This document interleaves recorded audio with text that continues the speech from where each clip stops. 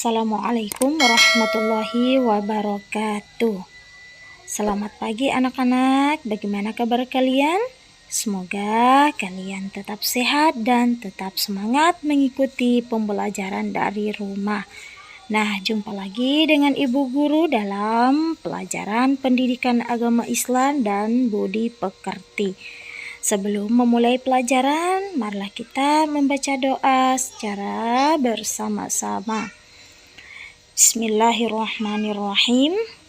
Rabbi zidni ilma warzuqni fahma waj'alni minas solihin. Amin. Anak-anakku yang soleh dan soleha, alhamdulillah materi kita pada hari ini yaitu masuk pada pelajaran ketiga dengan judul Meyakini Allah Maha Esa dan Maha Pemberi. Submateri, Allah itu Esa dan Allah itu Maha Pemberi. Tuhanku adalah Allah yang Maha Esa. Allah hanya satu dan tidak ada Tuhan selain Allah. Allah juga Maha Pemberi. Allah memberikan karunia kepada semua makhluk yang Dia kehendaki, selama makhluk itu mau berusaha dan berdoa kepada Allah Subhanahu wa Ta'ala. Perhatikan gambar berikut.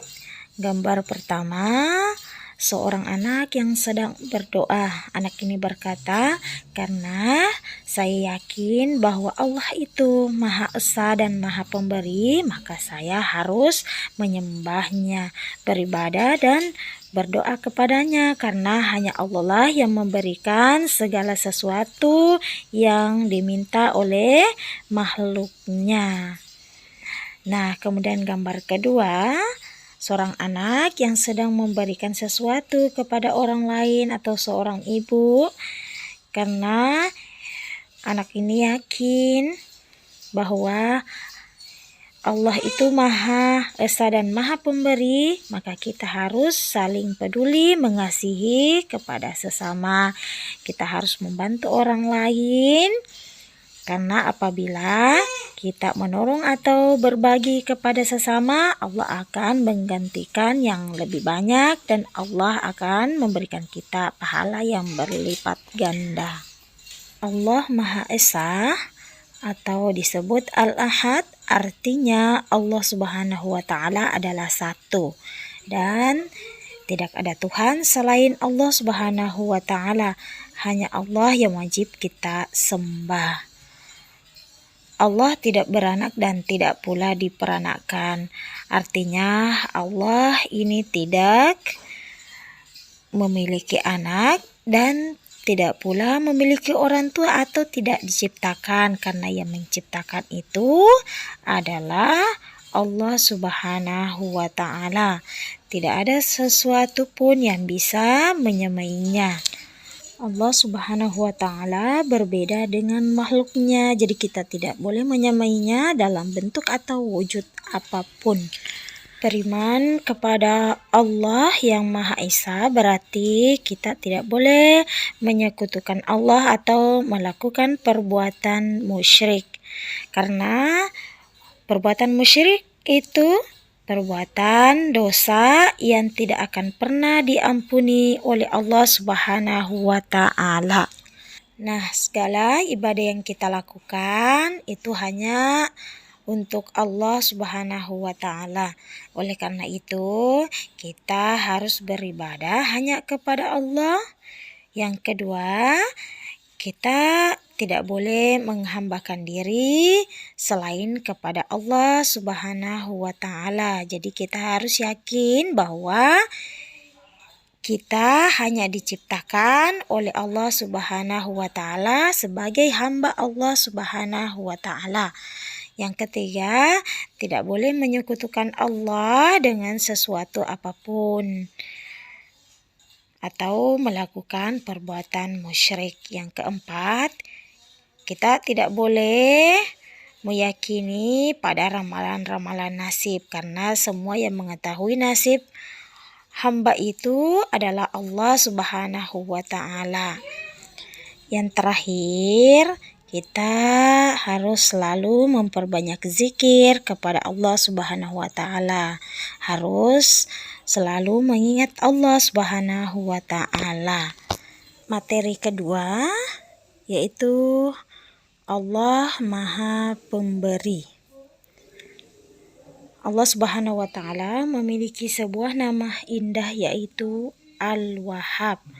Al-Wahhab artinya Allah Maha Pemberi. Allah Subhanahu wa taala memberikan karunia kepada semua makhluknya yang Dia kehendaki. Selama makhluk itu mau berusaha dan berdoa kepada Allah Subhanahu wa taala. Allah Subhanahu wa taala memberikan tanpa pamrih ataupun mengharapkan imbalan, ya. Berbeda kita dengan manusia. Terkadang kita itu memberikan sesuatu kepada orang karena mengharapkan sebuah atau suatu imbalan. Kemudian Allah memberikan kepada semua makhluknya tanpa diminta dan tanpa merasa bosan. Allah Subhanahu wa taala memberikan tanpa batas waktu, kapanpun dan dimanapun makhluknya berada. Allah Subhanahu wa taala terus memberikan dan akan tetap memberi apapun yang dibutuhkan oleh makhluknya. Allah selalu memberikan yang terbaik bagi semua makhluknya. Jadi Allah itu tidak pernah memberikan yang buruk kepada makhluknya. Nah, mungkin ada anak-anakku yang bertanya, terus kenapa ada orang yang diberikan rezeki banyak, ada yang diberikan rezeki sedikit? Itu bentuk kasih sayang Allah kepada kita. Allah menguji kita sampai mana keimanan kita sebagai hambanya, bagaimana sampai mana kesyukuran kita atas nikmat yang diberikan. Terkadang ada orang yang diberikan harta yang banyak, itu diuji apakah dia mampu memanfaatkan harta yang diberikan atau rezeki yang diberikan, apakah dia mampu berbagi kepada sesama, peduli kepada sesama atau tidak. Kemudian yang satunya dia hanya diberikan rezeki sedikit atau bahkan tidak cukup untuk kehidupan hari-harinya. Itu sebuah cobaan atau ujian untuk mereka. Apakah dia mampu melewati ujian itu dengan kesabaran, maka Allah akan memberikan pahala yang berlipat ganda.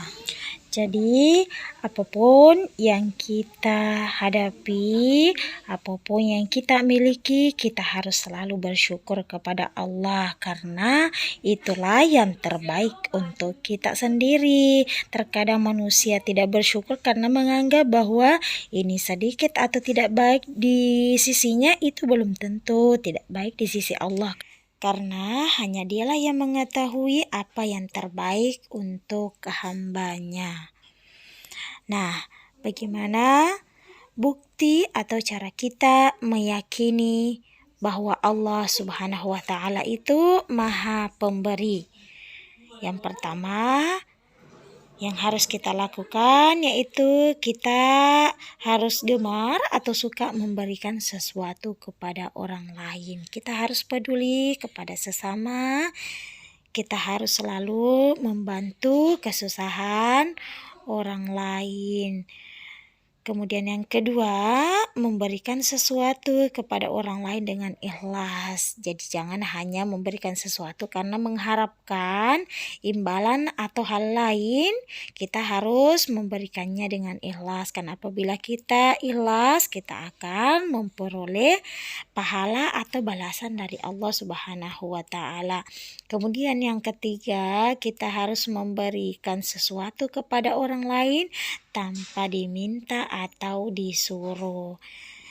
Selanjutnya, kita harus selalu berusaha memberikan sesuatu kepada orang lain sesuai dengan kemampuan. Jadi, apabila kita melihat kerabat atau orang lain dalam kesusahan, kita harus berusaha membantunya. Itu sesuai dengan kemampuan, jangan dipaksakan. Baik, anak-anakku sekalian, alhamdulillah materi kita sudah selesai. Sudah cukup untuk hari ini. Ibu tutup dengan ucapan wabillahi taufik wassaada. Assalamualaikum warahmatullahi wabarakatuh.